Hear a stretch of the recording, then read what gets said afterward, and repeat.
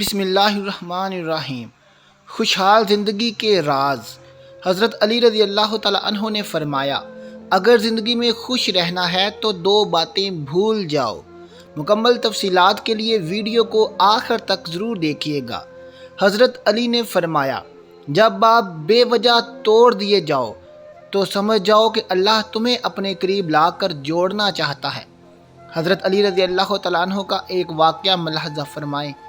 ایک مرتبہ مدینہ کی گلیوں میں ایک نوجوان لڑکا یہ کہتا ہے کہ لوگوں میری جان بچاؤ، میں مر رہا ہوں، مجھ پر ناجائز حد قصص لگائی جا رہی ہے۔ حد قصص اس کو کہتے ہیں کہ کوئی آدمی کسی پر تہمت لگائے، جھوٹی تہمت ہو تو اس کو 80 کوڑوں کی سزا شریعت میں دی جاتی ہے۔ جب اس نے دہائی دی تو حضرت علی رضی اللہ تعالیٰ عنہ کو پتہ چلا۔ حضرت علی رضی اللہ تعالیٰ عنہ نے اس سے پوچھا، کیا ہوا؟ وہ لڑکا کہنے لگا کہ جو عورت سامنے آ رہی ہے یہ عورت میری ماں ہے، میں اس کو ماں کہتا ہوں اور یہ کہتی ہے تو میرا بیٹا نہیں ہے، اس لیے مجھ پر قصص کی حد لگائی جا رہی ہے جبکہ میں اس عورت کا بیٹا ہوں۔ حضرت علی رضی اللہ تعالیٰ عنہ نے اس عورت سے پوچھا کہ بتاؤ واقعی یہ تیرا بیٹا ہے؟ اس عورت نے کہا کہ میں تو اس کو جانتی ہی نہیں ہوں، میں نے اس کو کبھی دیکھا نہیں ہے۔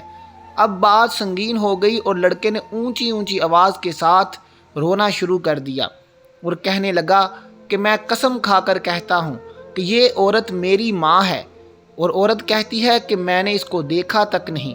بات بڑی عجیب ہے، اس عورت کے بھائی اس کے ساتھ ہیں، اور تہمت کیا تھی کہ جب ایک پاک باز عورت پر کوئی یہ الزام لگائے کہ فلاں لڑکا فلاں عورت کا بیٹا ہے، اس عورت کا ابھی تک نکاح بھی نہ ہوا ہو، تو گویا کہ اس نے اس عورت پر تہمت لگا دی کہ کسی آدمی کے ساتھ اس کا تعلق ہوا ہے۔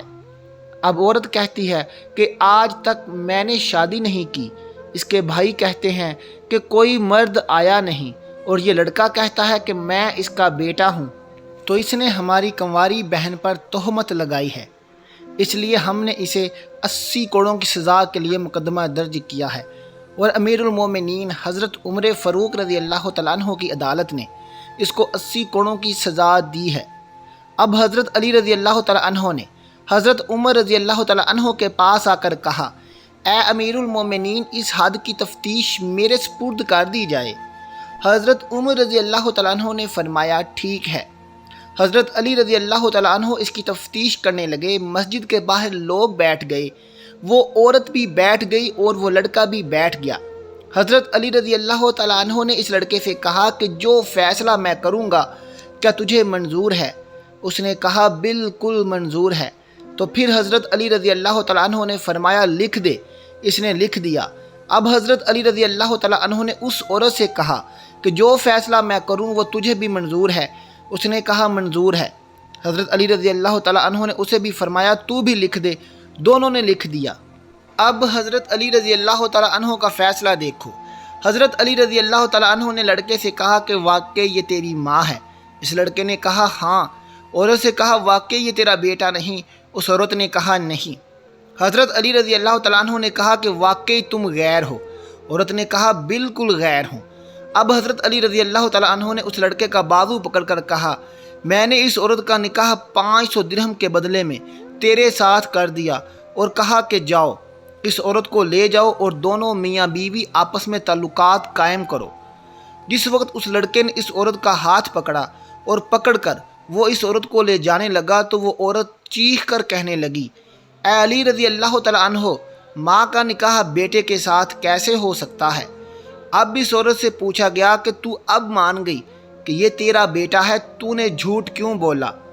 اس عورت نے کہا کہ میرا خاوند بڑا امیر تھا، اس کی کافی جائیداد تھی، اس سے صرف یہ ایک لڑکا تھا، میرے بھائی میری شادی کسی اور جگہ کرنا چاہتے تھے اور ساری جائیداد کو ہڑپ کرنا چاہتے تھے۔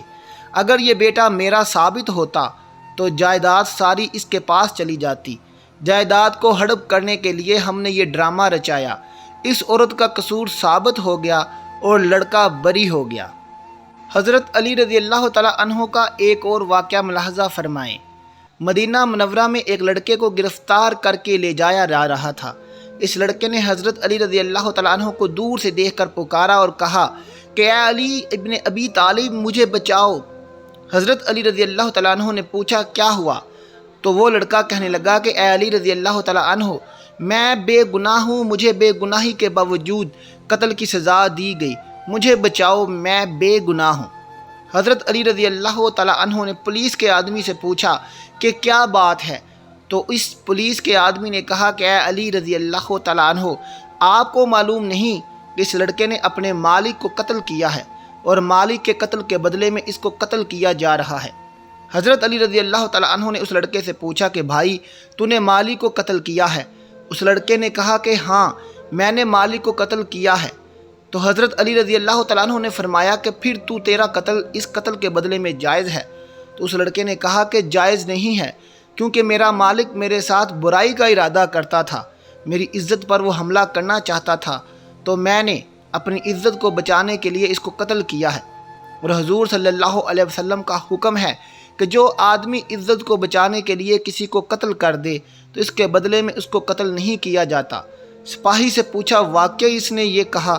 سپاہی نے کہا کہ بات تو ٹھیک ہے، لیکن اس کے پاس اس واقعے کا کوئی گواہ نہیں ہے، اس کا مالک اس کے ساتھ برائی کا ارادہ کرتا تھا، اس لیے خلیفہ وقت اور قاضی وقت نے یہ دیکھا کہ مالک قتل ہو گیا، اب مالک تو چلا گیا، اب کون بتائے گا کہ مالک نے اس کے ساتھ برائی کا ارادہ کیا تھا؟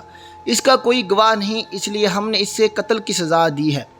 وہ لڑکا رونے لگا اور کہنے لگا واقعتاً میرے مالک نے میرے ساتھ برائی کا ارادہ کیا تھا۔ حضرت علی رضی اللہ تعالیٰ عنہ حضرت عمر رضی اللہ تعالیٰ عنہ کے پاس آئے اور آ کر فرمایا اے امیر المومنین، آپ اس قتل کی تفتیش میرے سپرد کریں۔ حضرت علی کے فیصلے بڑے گہرے ہوا کرتے تھے۔ حضرت عمر رضی اللہ تعالیٰ عنہ نے فرمایا ٹھیک ہے، اس قتل کی تفتیش آپ کریں۔ اب حضرت علی رضی اللہ تعالیٰ عنہ تفتیش کرنے کے لیے آئے۔ اس لڑکے سے پوچھا بتا تیرے مالک کی قبر کہاں ہے؟ اس نے کہا فلاں قبرستان میں ہے۔ حضرت علی رضی اللہ تعالیٰ عنہ نے پولیس کے چند آدمیوں کو اپنے ساتھ لیا اور پولیس کے چند آدمیوں کے ہمراہ اس قتل کی تفتیش کے لیے قبرستان میں چلے گئے۔ جب قبرستان میں پہنچے تو پولیس کے آدمیوں سے کہا کہ اس مالک کی قبر کھودو۔ جب انہوں نے قبر کھودی تو قبر میں اس کے مالک کی لاش نہیں تھی۔ جب اس قبر میں مالک کی لاش نظر نہ آئی تو حضرت علی رضی اللہ تعالیٰ عنہ واپس آ گئے اور حضرت عمر رضی اللہ تعالیٰ عنہ سے آ کر کہا کہ امیر المومنین، یہ لڑکا سچا ہے، وہ مالک واقعی اس کے ساتھ برائی کا ارادہ رکھتا تھا۔ حضرت عمر رضی اللہ تعالیٰ عنہ نے فرمایا کہ تمہارے پاس کیا دلیل ہے؟ تو حضرت علی رضی اللہ تعالیٰ عنہ نے فرمایا کہ میں نے حضور صلی اللہ علیہ وسلم سے یہ حدیث سنی ہے کہ جو آدمی لڑکوں سے برائی کا ارادہ کرتا ہے، جب اس کا انتقال ہو جاتا ہے اور اس کو قبر میں ڈالا جاتا ہے تو اس کی لاش کو اٹھا کر قوم لوط کے قبرستان میں بھیج دیا جاتا ہے۔ تو اس لیے جب ہم نے اس کی قبر کو کریدا تو اس قبر کے اندر اس کا مالک نہیں تھا، جبکہ ابھی چند دن پہلے اس کو دفن کیا گیا ہے، اس لیے واقعی اس کا مالک اس کے ساتھ برائی کا ارادہ کرتا ہوگا۔ اس شک کا فائدہ دیتے ہوئے اس لڑکے کو بری کیا جاتا ہے۔ اس موقع پر حضرت عمر رضی اللہ تعالیٰ عنہ نے فرمایا تھا اگر آج علی رضی اللہ تعالیٰ عنہ نہ ہوتے تو عمر ہلاک ہو جاتا۔ دوست وہ ہے جو ظلم اور زیادتی کرنے سے منع کرے اور احسان اور نیکی کرنے پر معین و مددگار ہو۔ لوگوں کے غلام مت بنو۔ جب اللہ نے تمہیں آزاد پیدا کیا ہے، خلوص اور عزت بہت مہنگے تحفے ہیں، اس لیے ہر کسی سے ان کی امید نہ رکھو، کیونکہ بہت کم لوگ دل کے امیر ہوتے ہیں۔ جو آدمی اپنوں کو حقیر سمجھتا ہے، دشمن اسے کچل دیتے ہیں۔ ہر شخص کا غم اس کی ہمت کے مطابق ہوتا ہے۔ حضرت علی نے فرمایا اگر زندگی میں خوش رہنا ہے تو دو باتیں بھول جاؤ۔ نمبر 1، وہ برا سلوک جو کسی نے تمہارے ساتھ کیا۔ نمبر 2، وہ اچھا عمل جو تم نے کسی کے ساتھ کیا۔ تمام تعریفیں اس ذات کے لیے ہیں کہ وہ جسے توڑے اسے کوئی جوڑ سکتا ہے اور جسے جوڑے اسے توڑنے والا مل کر بھی توڑ نہیں سکتا۔ کچھ دولت پر ناز کرتے ہیں، کچھ صورت پر ناز کرتے ہیں۔ جب باتوں میں دامن مصطفیٰ صلی اللہ علیہ وسلم ہو وہ امتی ہونے پر ناز کرتے ہیں۔ دو باتیں ساری زندگی کام آئیں گی۔ نمبر 1، غصے کی حالت میں کوئی فیصلہ نہ کرنا۔ نمبر 2، خوشی کی حالت میں کوئی وعدہ نہ کرنا۔ جس درخت کی لکڑی نرم ہوگی اس کی شاخ زیادہ ہوں گی۔ بس نرم طبیعت بن جانا کہ تمہارے چاہنے والے زیادہ ہوں۔ زندگی کی اصل خوبصورتی یہ نہیں کہ تم کتنے خوش ہو، بلکہ زندگی کی اصل خوبصورتی تو یہ ہے کہ تم سے دوسرے کتنے خوش ہیں۔ جب کسی کو کسی سے رشتہ ختم کرنا ہو تو سب سے پہلے وہ اپنی زبان کی مٹھاس ختم کرتا ہے۔ بہت سے لوگ اس وجہ سے فتنہ میں مبتلا ہو جاتے ہیں کہ ان کے بارے میں اچھے خیالات کا اظہار کیا جاتا ہے، سوائے اپنے رب کے کسی سے امید نہ رکھنا، اور وہ اپنے گناہوں کے سوا کسی چیز کا خوف مت کھانا۔